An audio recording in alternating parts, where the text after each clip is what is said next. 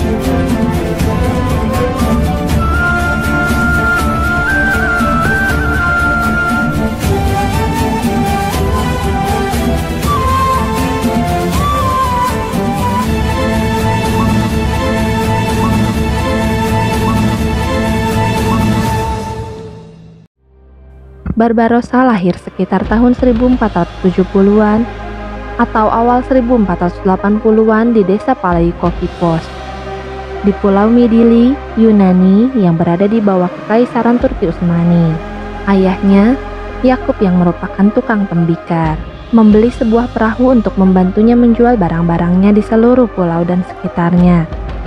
Dari sana, Barbarossa dan saudara-saudaranya mulai belajar berlayar. Antara 1504 sampai 1510, setelah jatuhnya Granada dari kaum muslimin, Aruj, kakak laki-laki Barbarossa, menggunakan armada kapalnya untuk mengangkut pengungsi muslim dari Spanyol ke Afrika Utara. Pada 1516, Barbarossa dan Aruj memimpin invasi laut dan darat ke Aljazair yang saat itu berada di bawah dominasi Spanyol. Dengan bantuan dari Turki Utsmani, dua bersaudara tersebut berhasil mengalahkan dan membebaskan Aljazair dari Spanyol. Aruj mengambil alih kekuasaan sebagai Sultan Aljazair, yang menerima tawaran dari Sultan Utsmani Salim I untuk menjadikan Aljazair sebagai bagian dari Turki Utsmani. Namun, pihak Spanyol membunuh Aruj pada tahun 1518 pada saat penangkapan Tlemcen. Barbarossa pun mengambil alih Aljazair. Pada 1520, Sultan Salim I meninggal dan digantikan anaknya Sultan Sulaiman. Pada kesempatan itu, Barbarossa menawari Sultan Sulaiman untuk menggunakan armada lautnya melindungi Turki Utsmani di wilayah laut. Dan tawaran itu diterima Sultan hingga Barbarossa diangkat menjadi Laksamana Utsmani.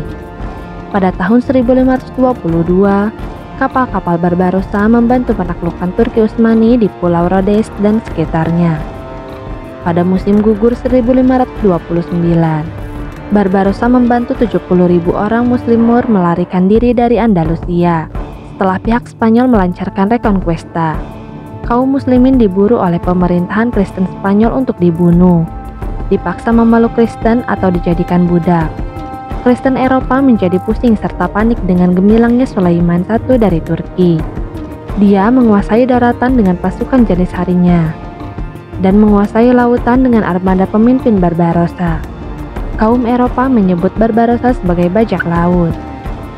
Meskipun tidak ada bendera hitam dan tengkorak yang menjadi simbol bajak laut, bahkan bendera yang diusung adalah berwarna hijau berisi kaligrafi doa yang berbunyi, Nasrun minallah wa fatun qarib wa basyiril mu'minin, yang artinya pertolongan itu datang dari Allah dan kemenangan itu sudah dekat, dan berikanlah kabar gembira kepada orang-orang beriman.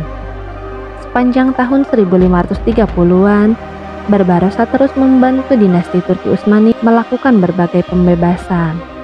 Barbarossa meninggal pada tahun 1546. Dia wafat dan dimakamkan di sisi Eropa dekat Selat Bosporus.